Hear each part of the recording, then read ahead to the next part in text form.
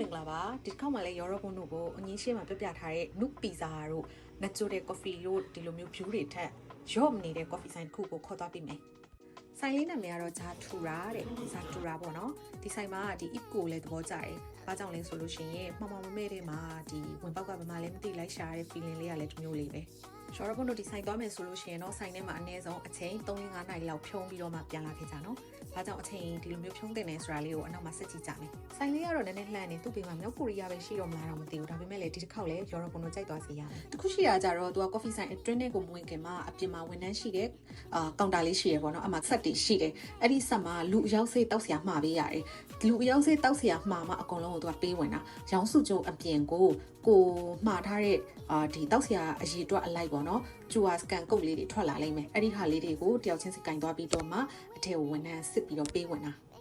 စားကြတွေကကြတော့အထက်ကျမှမှားတာပေါ့နော်သူ့ရဲ့ရှောက်လန်းလေးကလည်းရမ်းမိုက်တယ်အဲ့ဒီရှောက်လန်းကိုဖြတ်ပြီးသွားတာနဲ့အပြင်ကကြည့်ရင်အဆောက်အဦကြီးကရိုးရိုးရှင်းရှင်းလို့ထင်ရပေမဲ့အထက်ကိုရောက်သွားတဲ့အခါကျရင်ဝါးဆိုပြီးဖြစ်သွားလိမ့်မယ်ဆိုင်ကတော်တော်ကျဲတယ်အကျဲကြီးပဲကျမသွားဘူးတဲ့ coffee ဆိုင်တွေထဲမှာဆိုဒုတိယအကျဲဆုံးလို့ပြောလို့ရတယ်ပေါ့နော်အထက်မှာ decoration ကလည်းသူကမုတ်မျိုးမျိုးခန်းစားလို့ရအောင်လုပ်ပေးထားတယ်တဘာဝဆန်ဆန်လုံးဝဝါကျိန်အဲ့လို style မျိုးလေးလည်းရှိတယ်လို့မျိုးတစ်ဖက်မှာဆိုလို့ရှိရင်လည်းအပန်းဖြေကျွန်းကိုရောက်သွားလို့မျိုး feeling လေးကိုပေးတယ်တဘာဝအလင်းရောင်အောက်တက်တယ်မှာပေါ့နော်ပြီးတော့ရင်ဒီလို private style မျိုးလေးအဲ့လိုမျိုးလေးတီးတန့်လေးလည်းထိုင်လို့ရတယ်လို့မျိုး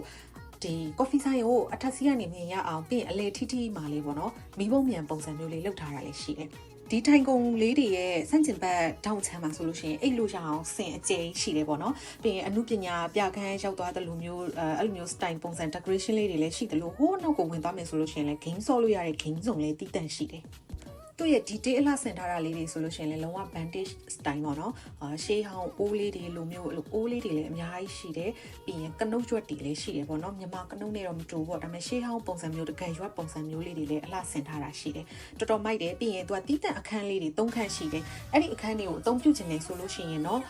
နေပါကနေပြီးတော့ရဲရက်လောက်ကြတာ၃နာရီကို3သိန်းခွဲထင်တယ်သူ့ရဲ့ page မှာတင်ထားတယ်ပေါ့နော်ကျမတို့အသုံးမပြုဘူးတော့အဲ့ဒီအခန်းတွေတော့အထက်မှာဘာရှိလဲဆိုတာမသိဘူးဒီအပြင်ပတ်လေးကိုလိုက်ပြပေးမယ်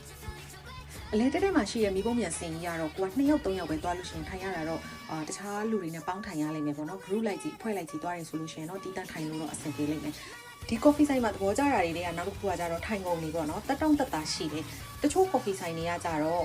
့သူကတာမန် coffee ဆိုင်တွေမှာဆိုလို့ရှိရင် Europe တို့တိမလားတော့မသိဘူးထိုင်ကုန်တွေကအရန်တက်တောင့်တက်တာမဖြစ်တဲ့ဆိုင်တွေရှိတယ်ဘာကြောင့်လဲဆိုလို့ရှိရင် coffee တစ်ခွက်ပဲမှာပြီးတော့သူတို့ဆိုင်မှာအကြာကြီးထိုင်တာမျိုးဖြစ်မှာဆိုလို့ပေါ့နော်ဒီလိုမျိုးထိုင်ကုန်တွေကိုအရင်တက်တောင့်တက်တာမဖြစ်အောင်လုပ်ထားတဲ့ coffee ဆိုင်တွေလည်းရှိရပေါ့နော်ဒါပေမဲ့ဒီ coffee ဆိုင်မှာကတော့အဲ့လိုမဟုတ်ဘူးတကယ်ကိုထိုင်ကုန်တွေကလည်းတက်တောင့်တက်တာဖြစ်တယ်ပိတ်ရက်မှာသွားမယ်ဆိုလို့ရှိရင်တော့ဒီလောက်အကျယ်ကြီးတောင်မှလူတွေကအပြည့်ပဲပေါ့နော်ထိုင်ကုန်ထိုင်စရာနေရာကတော့တော်တော်ရွှေရခက်တယ်အဲ့ချိန်ကြရင်ဆိုင်ကြောင်းပြောပြီးသွားပြီဆိုတော့ကျမတို့အစားအသောက်ကိုတစ်ချက် review လုပ်ကြည့်ရအောင်ဒီဆိုင်မှာကဟန်ရှိရန်ရှိအကုန်ရတယ်ကိုရီးယားအစားအစာရောအနောက်တိုင်းစားစာရော2မျိုးလုံးရတယ်တောက်စရာဆိုလို့ရှိရင်လည်းသူက coffee ပဲရတာမဟုတ်ဘူးပေါ့နော်ဘီယာတို့ wine တို့ juice တို့အကုန်လုံးရတယ်ဘီယာတို့ wine တို့ကတော့အဲ့လောက်ကြီးဈေးကြီးတယ်ဆိုတဲ့တင်တော့မပါပါမဲ့ coffee ကတော့ဈေးကပုံမှန်ဆိုင်တွေထက်3ဆလောက်များတယ်ပေါ့နော်စားစရာဆိုလို့ရှိရင်လည်းဈေး2ဆလောက်တော့ရှိတယ်ပုံမှန် coffee ဆိုင်တွေမှာဆိုတစ်ခွက်ကို2000ဟုတ်တယ်ဟုတ်ဒိန်ရောင်းခတ်ဖဲကိုသွားမယ်ဆိုလို့ရှိရင်တစ်ခွက်ဆို6000 6500ကြားမှာရှိတယ်ဒါပေမဲ့ဒီမှာတော့တစ်ခွက်ကို9000ရှိတယ်ဒါပေမဲ့လည်းအစားအသောက်ကော coffee ရောတော်တော်အရသာရှိတယ်လာသေးဆိုလို့ရှိရင်လည်းစိတ်နေတာပဲတော်တော်စိတ်နေကိုဆိုအမတ်ထွက်တယ်ပေါ့နော်ဒါပေမဲ့လည်းဒီဆိုင်ရပေါ့နော်ဒီမှာရိုက်ပြထားတာအထက်အပြင်မှာပို့ပြီးအလင်းအမှောင်ရောအကျယ်အဝန်းရောပို့ပြီးအများကြီးပုံမိုက်တယ်အဲ့ဒါကြောင့်မလို့ကိုက coffee ဆိုင်ထိုင်ရတာလည်းကြိုက်တယ်လို့တငယ်ချင်းတွေနဲ့ဒီတစ်ပတ်ပိတ်ရမှာဒိတ်လုံးမယ်ဘယ်ကိုသွားမှမသိဘူးဆိုလို့ရှိရင်ဒီဆိုင်ကိုသွားကြည့်ကြည့်ဒီဆိုင်ကသွားရတာနည်းနည်းတော့လှမ်းနေသူ့ဘေးမှာမြောက်ကိုရီးယားပဲရှိတော့မလားတော့မသိဘူးသွားရတဲ့ခီးကတော်တော်တော့လှမ်းနေပေါ့နော်ဒါပေမဲ့လည်းသွားရတဲ့အကွာအဝေးနဲ့ပေးရတဲ့ဈေးရှိပေမဲ့လည်းတော်တော်တန်တယ်လို့ပြောလို့ရတယ်ဆိုင်ကြီးကအပြင်မှာအဲ့တော့ Europe တို့ကိုယ်တိုင်သွားကြည့်ပြီးတော့တန်မတန်မိုက်မမိုက်ပြန်ပြီး review ပေးပြီးရော